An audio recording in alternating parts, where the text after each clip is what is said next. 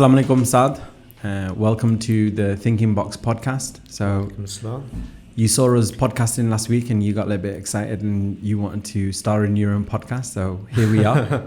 To be honest, I just thought it's a very interesting concept, and it's something I've discussed before with other people. And yeah, it's nice to actually finally do this. I know it's my first time, but yeah, so far, so looking forward to it. I'm sure you'll do well. Yeah, well, hope so.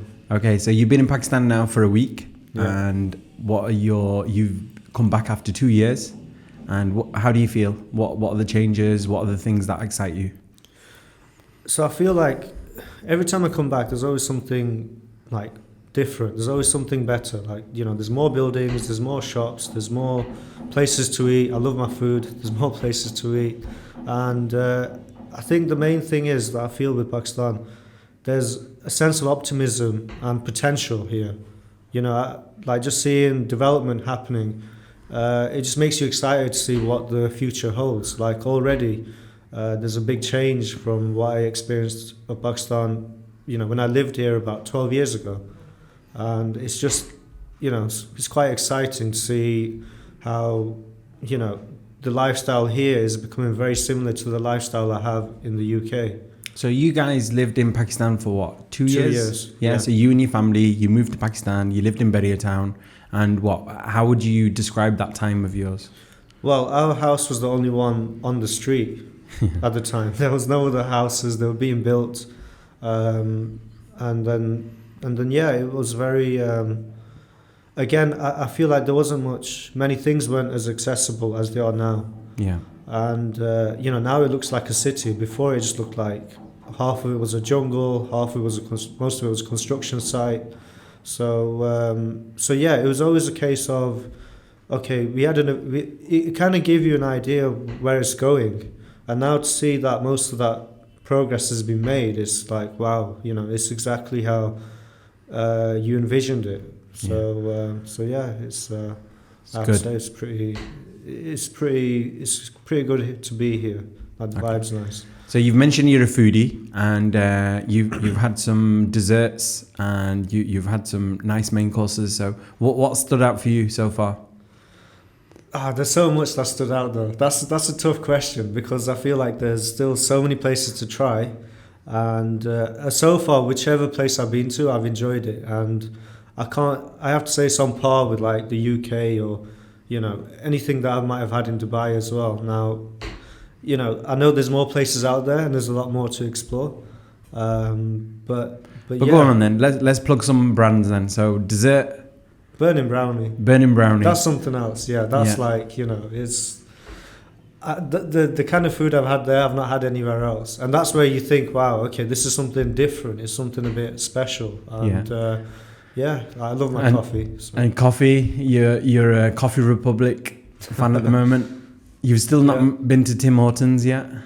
Well, I imagine it's the same. Now, here's another thing. Like, you have your McDonald's, your KFCs, your Tim Hortons. You have all these places, but you don't really feel like trying them because they're the same as what they are back home. Yeah. And secondly, I feel like the local places here have more to offer. Yeah. They have their own twist to it. You know, we like our spices anyway, so if you're going to have a pasta here, it'll have a bit of a kick to it, you know? So everything's been Pakistanified. Yeah, a little bit. It just suits us a bit more. But I think the most important thing for me is the weather. Yeah. We have sun here, and, you know, I feel like our bodies naturally adapt well to the climate here than to the climate in the UK, I feel, so... Yeah, so whilst you're in the UK, you have some problems with your tummy in regards to bloating and things like this. But whilst you've been in Pakistan, you've been quite good. Yeah. So the interesting thing is, initially when I got checked by a doctor, they were like, "Oh well, genetically, well this is his whole point, his theory. He was saying that genetically, we're from Pakistan and our body's not adapted to like the wheat in the UK. The wheat there is different to the wheat over here." And along with other things as well. Now, fortunately for me, being here, I've not had any issues like with my gut or anything. And secondly, I feel like the food here is more natural. You know, it's not all genetically modified like the way the UK is. The fruits here are within the seasons. So So yeah, that's a good thing. Like in the UK, I don't eat fruit because I get allergic reactions, whereas here I've been eating fruit and I've been fine. Good. So yeah. So I've introduced you Rogni naan, which you like. Yeah. Rogni naan's the on the list, and Saji from Gujahan. You like that as well? Yeah, but I feel like you got to go to like the specific spots. You can't just go to any place. Yeah, so I'm a firm fan of that. Once I've found somewhere that does something really good, I'll go back for that one particular thing. That's it. Yeah. And more often than not, I'll not go left, right on the menu. I'll just go to that specific thing. This is what I want. I know they do it well, and we'll enjoy that. Yeah, definitely. So far from a food point of view, that box has been ticked. From a weather point of view, that box has been ticked. You've come here to obviously work on a project of yours. Yeah. How's that gone? What's that experience been like for you? Yeah, it's been, to be honest, there's a lot of work involved with it. However, and I know it's a long process, it's a project, but being here, being in this environment with Thinking Box and meeting the staff and everything, I feel at home. Like it's only been a week here, but I have that that sense of belonging, and everybody's supportive, and there are a few interesting things I noticed, and I feel like it goes back to your experience. You mentioned 18 years of experience with Carphone Warehouse, right? Yeah. And then as in a manager position, and I find all these people are passionate about their roles. They're very enthusiastic. They're willing to help, and the main thing that really stands out to me is there's no moaning, there's no complaining. They all have their lunches together. They all, at no point whatsoever in the whole week and a half I've been here, I witnessed anything of anyone moaning about the workload or, I don't think they'd moan about you in front of me, but, there's none of that, just to let you know. But yeah, it's very different because in the UK, we'd sit in the staff room and there's constantly moaning about and complaining about, managers like this or he's done this, and it's just like it creates that negative vibe, whereas here I don't feel any sort of negative vibe. And maybe there's credit to you because of your experience in hiring staff. You've hired the right staff, but then again it's like how you've managed staff morale as well. Look, I'd love to say it's all me, but ultimately it can't be. What we've got to realize is we're dealing with a different group of people here. When we've come Pakistan in the past as youngsters, and we've gone to our village and we've dealt with people there that have probably more of the lower class and uneducated, probably not as cultured towards Western ethics. They would struggle in this kind of an environment, let alone to do the work. They don't have the skill set, but they don't even have the experience of being able to survive in this kind of an environment. But what you've got to realize is we're dealing with a different group of people here. Everyone here is educated. Everyone here is, as a minimum got a degree. And, there's many people here who've got a master's, and, they're really intelligent people. So to try and motivate and get good quality workload out of them is quite easy because you've got the right people. Yeah. And, this is lesson number one in any business management book would be getting the right people. And I'm really grateful to every one of our employees because they're all really good people. And we know that to get great work out of them is not pushing them. It's something that's well within their capabilities. And, talking about the middle class, I know you went to your first a middle class wedding as well, as you put it. How was that experience? Yeah, it was great. It was just different, like I used to go into the village and the weddings happening in the village, whereas here it feels like I'm kind of being exposed to a different class of people here.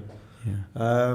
More relatable. Yeah, more relatable, which surprised me. The other thing that really surprised me when I first got here, the first 2 or 3 days, everybody was speaking English. There was no Urdu, and I was like, I've gone a whole 1 or 2 days of not speaking Urdu to anybody.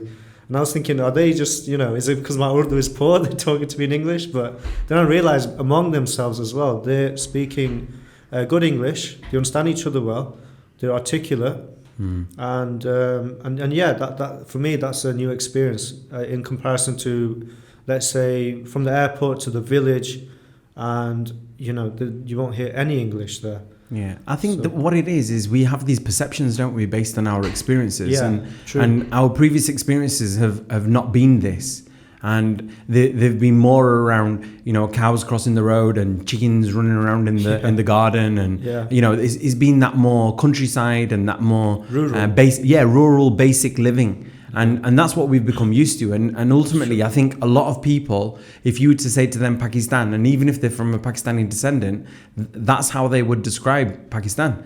But what we're talking about is, places where you can go and eat well, like Burning Brownie, McDonald's, KFC, and all the other amazing burger joints and steak places and pasta places. And then we're talking about a different group of people who are more comfortable in speaking English. They love Netflix. Yeah, Netflix. They've probably all got Spotify accounts. It's that more liberal and more Western kind of beliefs, which are underpinned by, the overall beliefs that Pakistan has as a country of being a Muslim nation and being quite conservative. But meanwhile, we've now got this liberalization of the population. So and the difference is we're in a city. We're in the capital.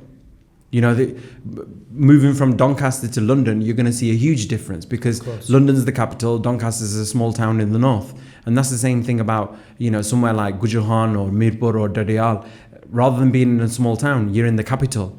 And in the capital, you're going to see the high-rise buildings, and you're going to see we've already been to the snooker club where the standard was really good. Once we've done this podcast, we're going to go. Golfing. Yeah, we're golfing. We're hoping to be on the next tee in the next hour. And, that's not rural Pakistan. That's not a Pakistan lifestyle. That's more of a Western lifestyle with the underpinning of everything you're going to eat here is going to be halal. Yeah. And you're not going to be subjected to any of the pitfalls and the downfalls of what you might expect in a Western nation. Now, there's no point in us going into detail of, a pros and cons of living in the UK versus living in Pakistan. But we all know what they are. And I think they're personal to each individual. Definitely. The things that you dislike about the UK will be different to what mine are. But mine's very simple. I just don't like the weather in the UK. I like a bit of sun. Yeah. Even when it rains here, it's amazing. Yeah, true. You've got thunder and lightning, and you've got a huge downpour, and it puts you a little bit on edge, and I like that. I like that whole experience. Whereas in the UK, we'll just have rain for 2 weeks, and it'll just be drizzling. No sun. And it's just miserable. Cloudy. Yeah. And I think that's the difference, isn't it? No, definitely. I mean, just to add to your point, there's even scientific backed, there's even things backed by science saying how the sun has an effect on your overall happiness and well-being. And I feel like generally I see it, I feel it as well. I feel happier here. And I think most of it comes down to the fact that we're getting sun here and, that vitamin D as well. So... Are you sure it's the sun and not the golf and the... Well, we haven't played that much golf. Let's just just clarify that. We've not been playing that much golf. We're quite busy, to be honest. Yeah, so really busy. We've been very busy, yeah. So well, we're treating ourselves today. Yeah, we've had a busy week, so, we're treating... But yeah, I feel like, that has an effect. And then the other thing is, whether it's work, whether it's at home, your interactions with people, if everyone's miserable, it just creates that sort of... negativity, negative vibe, and and it's interesting you've used the word vibe. Once somebody came from the UK and they asked my daughter Ikra, what's it like in Pakistan, and what do you like about it? And she said, I like the vibe. And I said to her, that's a very teenage thing to say, but she said, well, that's what I like. She said, I like the vibe, the feeling that I get living here. And I think that's something that you can't take away. It's become a part of this urban Pakistan, of living in Bahria town within the capital city. That's that thing that you get, which you can't compare to the UK. But then the amenities that we have here, i.e., and I know sometimes people mock me when I say that, when they say I'm showing off about the fact that we have rubbish collection, because in the vast majority of Pakistan you don't have that. Here, true. You know, we have uninterrupted power, we have rubbish collection, we have great security, we have all these things, and that then obviously leads to a better standard of living and comparable to the West or comparable to the UK that we're familiar with.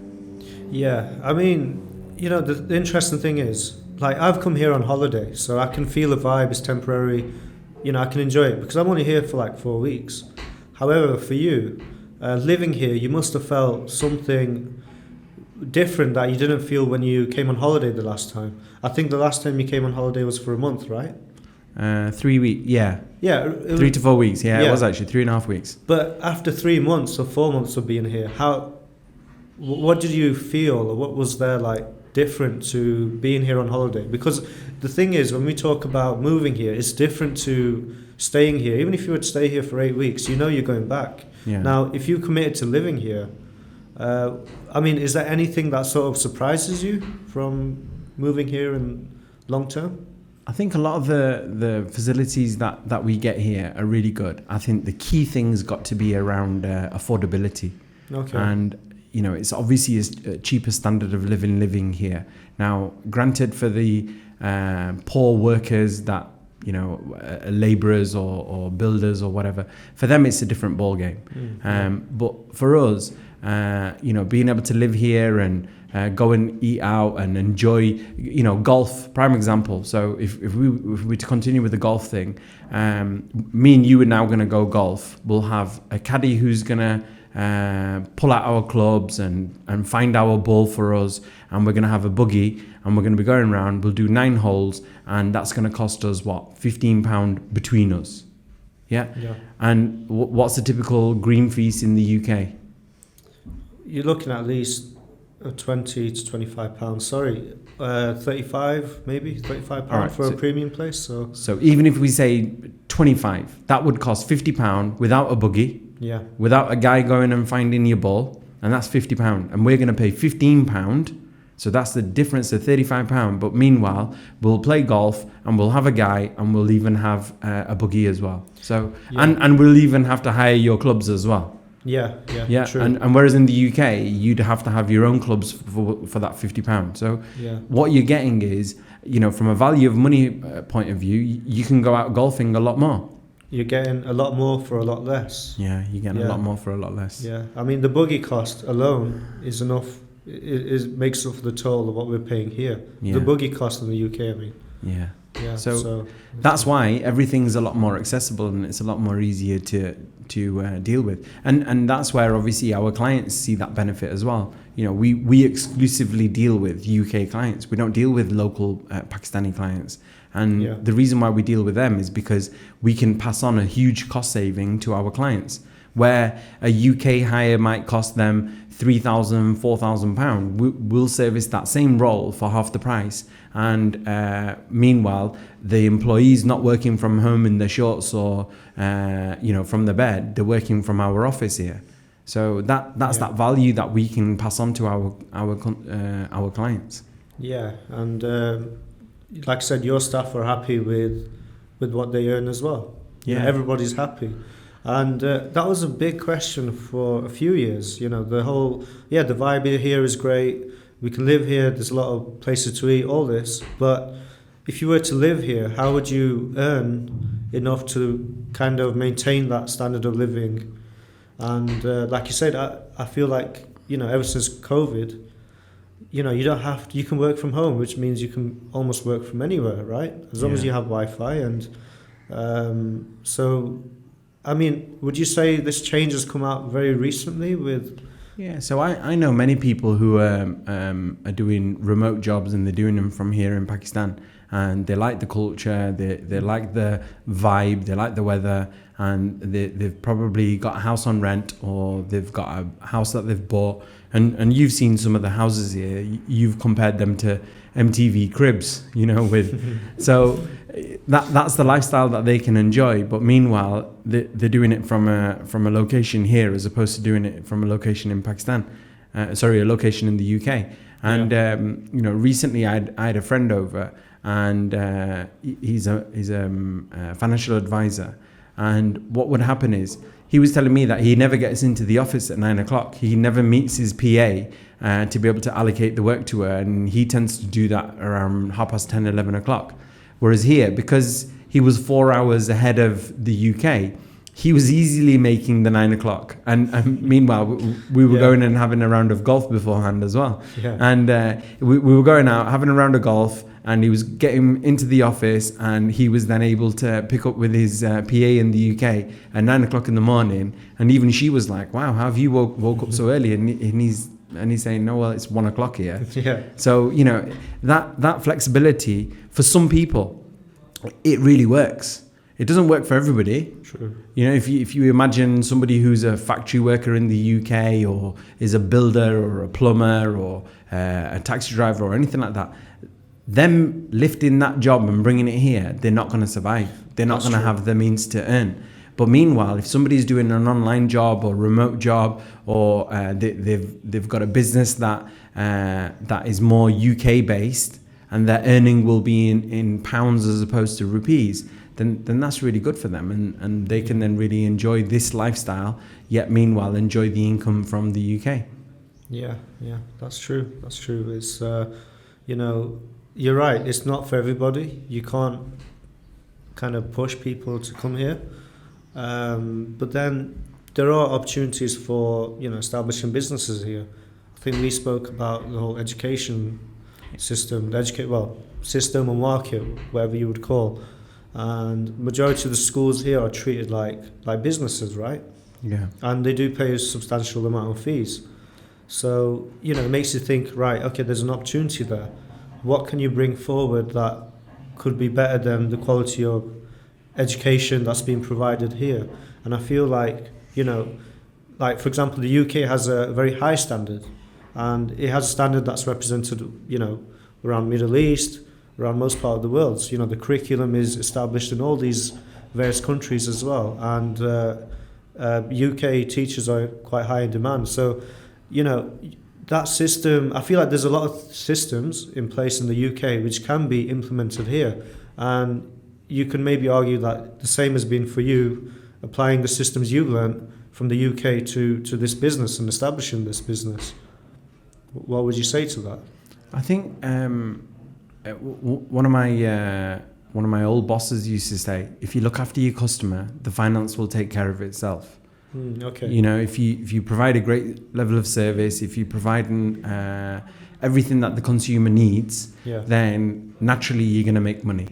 Now that's a very simple way of looking at things, and we see that as an example on a day-to-day basis. You can lose a nut or a screw, or something can be broken, and you've purchased something, let's say from IKEA. You take it in, they'll say, we're really sorry about this, we'll get you a replacement. And that's because they're putting service and customer satisfaction at the forefront of everything that they're doing. It's all about the customer. And there's many businesses that'll be having internal meetings, and they'll repeat that phrase. It's all about the customer. And what they're doing is they're focusing on the customer, they're getting it right with them. They know then that their brand will improve, and they will then make sales. In Pakistan, it's the other way around. Here, it's all about making money. Make money, and by servicing your customers. Make money. And education, we see that so much, it's unbelievable in Pakistan. Unfortunately to say, there's only a few real educationalists here that are really focused on providing a great level of education. So if somebody turned up in Pakistan with this really amazing concept of focusing on the customer, who's your customer in a school? It's the children. Yeah. If you focus on the children and you put really good habits in them, and you engage them, and you give them teaching and learning a different way, may it be through media, may it be through exercise, may it be through whatever the new ways of teaching are, if they were to do that, they would absolutely clean up here. Because we've already talked about the middle class. The middle class is huge in Pakistan. And they've got money. Of course, yeah. And they've got money. And guess what? They're paying for education which is subpar at best. It's not even that great. So imagine if we could get into a place where the education was great, then naturally we would see that business doing really well. And that's just one example. There's many examples here. You can look at so many different things. The problem in Pakistan is the barriers to entry for businesses. It's very, very difficult to do business here. May that be setting up from a legality point of view to running. Taxation is really difficult here. And I think where there's a will, there's a way. You can figure it out, and you can find the local expertise to be able to fix that issue. However, what you'll find is it's a lot more difficult to do business here than it is in the UK. In the UK, you can have a great business idea and you can log on, you can register your company, you can apply for a bank account, and by the end of the week, you can be up and running. Right. That whole process in Pakistan will take you a lot longer, and there'll be a lot more steps involved for you to be able to do that.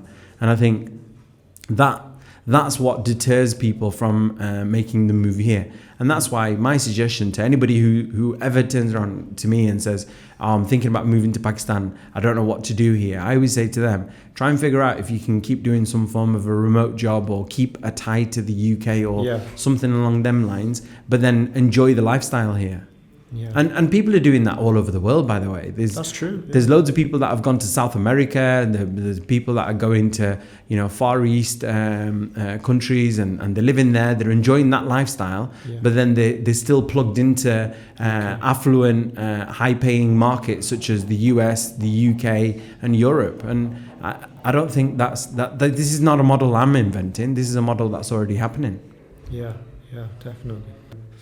But no, you made some good points there, and I think the thing is, like, with technology, a lot of things have changed, right? And they're constantly changing, and of course, I feel like a lot of foreign investment has come into this country as well. Oh, this country runs on foreign investment. Right. I think if you think about the largest export of Pakistan, what is it? We often think of leather, we think of mangoes, we think of surgical equipment. Pakistan's really good at creating that. We think of footballs. I don't know how many FIFA World Cup footballs have been manufactured in Pakistan. Cricket bats. Anyone would not be wrong if they were to put all them things in their top 5 list of exports that Pakistan has. But I challenge everyone and I say that our biggest export is manpower. We're in every single corner of the world. May it be the Arab countries like Saudi, UAE, may it be the Western countries, may it be Australia, may it be New Zealand, may it be America, may it be the UK. We are in every single country. And all them individuals, they somewhere or another, they will be sending their money back home. May it be to provide for family, may it be a second home, whatever it might be, they're really focused on that. And that's the thing, that if Pakistan can really tap into that, then we can really succeed as a country. Yeah. Because it's not just about the money, it's about the skill set as well. Of course, yeah. So there's a lot of skilled people here, but the opportunities are limited. That's what I find, and that's why there's that whole thing of working by reference, right? Here it's very much, if you know somebody, that's your opportunity to get into, a company or wherever. Yeah. And traditionally, that's what happens. Traditionally, yeah. That's we obviously recruit for finding the best person. We're really focused on, because I don't care if somebody's my distant cousin and he needs a job. Yeah, but what I mean to say is that this kind of system has been working for a very long time, because there's so many, like, for example, let's say there's 100 people with an MBA, a master's in business.